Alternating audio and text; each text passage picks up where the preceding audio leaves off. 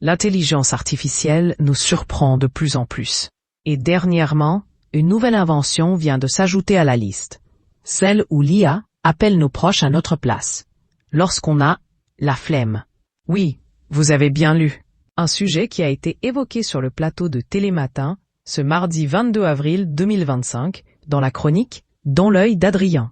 Puisqu'il faut qu'on soit honnête avec nos téléspectateurs, on s'envoie des petits messages entre nous, en dehors de l'émission. Parce qu'on s'aime aussi en dehors de la télé.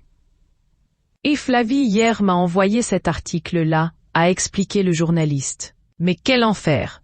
A réagi Adrien Roard par message, après avoir lu le contenu de l'article. Il décide donc de mener l'enquête et découvre avec stupeur que l'application existe. Ce n'est donc pas une farce. Il est possible d'appeler ses proches sans avoir besoin de leur parler. L'idée est de faire appeler vos proches par une intelligence artificielle pour discuter avec eux à votre place si vous n'avez pas le temps ou pas envie de le faire, explique-t-il aux auditeurs. Pour seulement 30 € par mois, l'application échange avec vos parents, vos grands-parents et peut même leur rappeler quelques souvenirs précis et personnels. Mais comment est-ce possible ? Tout simplement grâce à un questionnaire personnalisé auquel vous devez répondre lors de votre inscription. Ainsi, l'intelligence artificielle peut adapter son discours, qui reste artificiel, à la personne à qui elle parle. Pour Adrien Roard, c'est honteux. Ça raconte quelque chose, je trouve, de la société dans laquelle on vit.